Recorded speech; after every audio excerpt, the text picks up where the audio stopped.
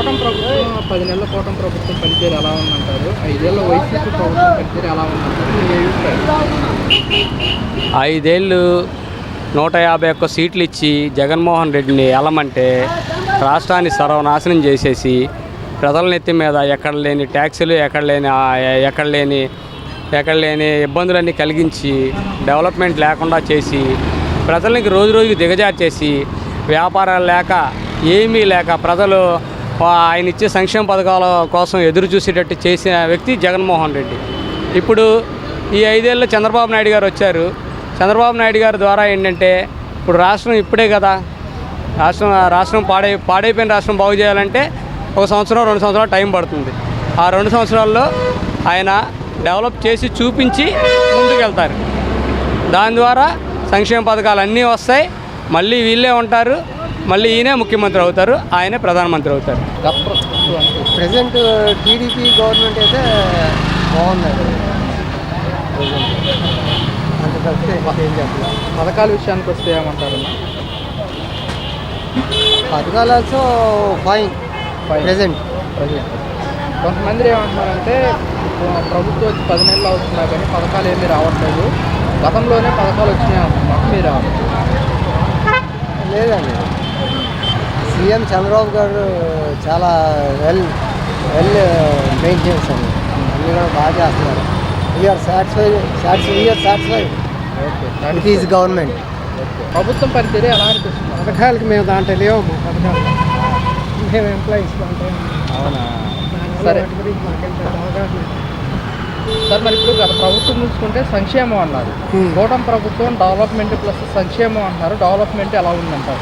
ఇంకా తెలియాలి, అప్పుడే టైం ఇవ్వాలి కదా. ఏంటంటే 2 సంవత్సరాలు అయితే కానీ ఎవరి సంగతి ఏంటో తెలియదు. సీఎం గారు అమరావతి పూర్తి చేస్తామంటున్నారు మరి. అయితే అవుద్దని అనుకుంటున్నాం, అవుతుందా లేదా అనేది ఇంకా అది దేవుడి దాని. అమరావతి కనుక మనకు పూర్తయితే ఎలా ఉంటుంది అంటారు? యువతకు కానివ్వండి, పబ్లిక్ కానీ. ఇదేం చెప్పలేమమ్మా, అది అక్కడ ఫ్యాక్టరీలు వస్తేనే కదా ఏదైనా ఎవరికైనా ఉద్యోగాలు. రానప్పుడు ఇదంతా ఊహాగానాలి, కరెక్ట్గా చెప్పే పరిస్థితి. పవన్ కళ్యాణ్ గారి పనితీరు ఎలా ఉందంటారు? పవన్ కళ్యాణ్ చెప్పేది ఒకటి చేసేది ఒకటి కనుక ఇన్ని గొడవలు జరుగుతుంటే ఆయన ఏం పట్టించుకోవట్లేదు. చాలామంది గొడవ చేస్తున్నారు దాని మీద కూడా. ఏంటి ఆయన ఏం పట్టించుకోవట్లేదు, ఏంటి ముందు చెప్పింది ఒకటి ఇప్పుడు చెప్పింది ఒకటి. ఆయన ఏం స్క్రీన్లోకి రావట్లేదు. గొడవ జరిగితే 2వ రోజు కనపట్టలేదు అసలు. స్టేట్మెంట్లు కూడా ఇవ్వట్లేదు ఏంటి మీద.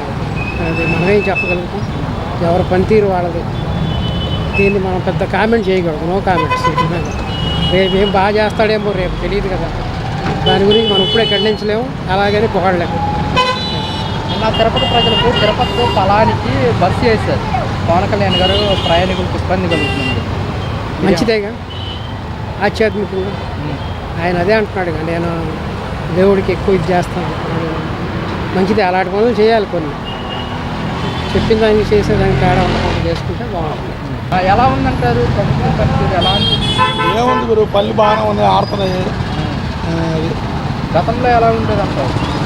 ఎప్పుడైనా ఓలాగా ఉంది, అప్పుడైనా ఓలాగా ఉంది, ఇప్పుడైనా పని చేసేవాడికి ఎప్పుడు ఓలాగా ఉండదు. అది మరి ఇప్పుడు కొంతమంది గతంలోనే పథకాలు వచ్చాయి, కూటమి ప్రభుత్వం ఇంకా పథకాలు ఏమీ రావట్లేదు అంటారు కదా. అంటే కొన్ని ఇప్పుడు 3,000 రూపాయలు పెంచి 4,000 చేశాడు. 3,000 6,000 చేశాడు. అన్నీ చూడాలి కదా వాళ్ళు కూడా. మనం అనుకున్నట్టు వచ్చి ఇప్పుడు మనం ఏముంది, ఏదో చెప్తాం, ఏదో వస్తాం, అయిపోతాం. అది పవన్ కళ్యాణ్ గారిది ఎలా ఉందంటారు? పవన్ కళ్యాణ్ గారు పనితీరు ఎలా ఉందంటారు? పవన్ కళ్యాణ్ ఆయన కొత్తగా వచ్చాడు కదా, నిదానంగా ఉంటుంది. కొత్తగా వచ్చినోడికి పాతగా వచ్చినోడికి తేడా ఉంటుంది కదా. ఆయనది ఏముంటుంది, అసలు ఆయన ముఖ్యమంత్రి అసలు ఉన్నాడు కదా. అంటే వ్యవహార శైలి కానీ మాట తీరు కానీ ఎలా ఉందంటారు? ఎవరిది? పవన్ కళ్యాణ్ గారు. ఏముంది, మనం ఎక్కువ ఆలోచించాలి. అది మా పని గురించి మేము ఆలోచిస్తాం, టాపిక్ పనుల గురించి వాటి గురించి ఆలోచించి. ఇప్పుడు కూటమి ప్రభుత్వం వచ్చింది కదా, 10 నెలలు అవుతుంది. ప్రభుత్వం పనితీరు ఎలా ఉన్నాం అంటే ఎలా అనిపిస్తుంది అంటారు? ఎలా ఉంది నీకు తెలుసు కదా, నీకు తెలియదు ఏముంది, ఎలా ఉంది నీకు తెలియదు ఏముంది. కరెంటు బిల్లు తగ్గిస్తా ఉంటే అక్కడ పోయి కూర్చుంది కరెంటు బిల్లు. ఈ నెల బిల్లులు చూడండి, ఒకటి ఎంత. ఈ నెల బిల్లులు మీరు వెళ్ళి చూస్తే ఎంత ఉందో చూడండి. మరి అది ఎన్నికల ప్రచారాల్లో ఉన్న కరెంట్ ఛార్జీలు తగ్గిస్తాం అంటే పెంచుతాం లెక్క, తగ్గిస్తాం అంటే వాళ్ళు పెంచుతాం లెక్క. అది నీకు తగ్గిస్తామంటే పెంచిన లెక్క. ఇప్పుడు నేను అంటాం కదా ఎవరు కరెంట్ బిల్లు చూడండి అది తగ్గిస్తామంటే పెంచుతాం లెక్క అంటే గతంలో ఎలా ఉండేది అంటారు? ఎవరు గత ప్రభుత్వాలు ఎలా ఉండేది? గత ప్రభుత్వంలో ఎలా ఉందనేది ఇప్పుడు జనాల మార్పు కావాలి కదా మీ కోట్లు వేసింది. మీ కోట్లు అయితే మీరేం చేస్తున్నారు? తగ్గిస్తామని చెప్పి ఈ నెల బిల్లు అంటుకున్నాయి ఒకటి కరెంట్ బిల్లు షాక్ వస్తుంది అది నేను అన్నాం కదా మీరు బిల్లు చూడండి ఎవరికైనా వెళ్ళి అది. మరి పథకాల విషయానికి వస్తే పథకాలు నీకు తెలియదు ఏముంది?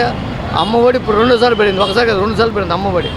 అమ్మకు పడింది, పిల్లకి 2 పడింది 30 ఏళ్ళు అమ్మఒడి నీకు తెలియదు ఏముంది? 15,000 కదా. అమ్మకు కూడా వేస్తున్నారు. ఇదివరకు బాబు ఉంటే అమ్మఒడి వేసి పిల్లలు పంపించడానికి అమ్మకు కూడా వేస్తున్నారు 30,000. మరి ఇంకా ఎవరో పథకాలు ఏమీ రాలేదంటున్నారు కదా. అరే మీకు వచ్చి అమ్మ నీకు తెలియదే ఉందనా? మీకు ఒక్కరికే వచ్చినాయి? మా దేశం అంతా వచ్చినాయి పథకాలు. అబ్బో డబ్బు బట్టలు నొక్కుతూ అన్నారు, వాళ్ళు నొక్కమని తెలిసింది. అవునా కదా నువ్వు చెప్పు. అంటే ఈ పథకాలు ఇంప్లిమెంట్ చేయాలంటే రాష్ట్ర ఖజానా ఖాళీగా ఉంది. ఏమండి ఖాళీగా ఉంది లేని అనేది ఎలక్షన్ ముందు మీకు తెలుసుగా. ఇప్పుడు నువ్వే కొత్తగా రాలేదుగా బాబు, నేను కొత్తగా వచ్చాను నాకేం తెలియదు అనుకుంటా. నువ్వు కొత్త 40 సంవత్సరాలు అనుభవం కలవాడు నువ్వు. ఏమి తెలియదు వస్తే బాబు ఆయనకి ఏం తెలియదు, కొత్తగా వచ్చినా అనుభవం పడి కొంత టైం పడితే 40 సంవత్సరాల అనుభవం ఉందా నీకు? ఇంకేం చెప్పు. కొంచెం టైం పడుతుంది రాష్ట్ర ప్రజలు అర్థం చేసుకోవాలంటున్నారు. టైం పడుతున్నప్పుడు నాకు ఆకలి వేస్తుంది, నేను తినాలి. రేపు పంచపక్ష బలాలను పెడతా అంటే నేను బతుకుండాలి నువ్వు పెడతాకి.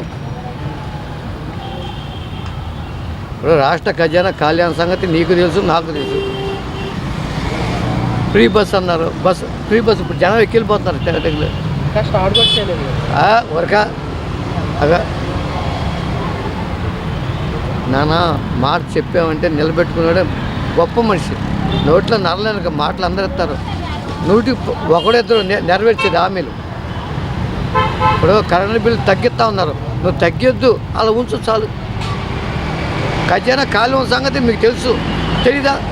ఇప్పుడు ఎలాగలాగా కూర్చోవాలి ముందు, తర్వాత జనాల మాటలు వాళ్ళు ఎవరు అవుతాయి, మన ఎవరు మనది.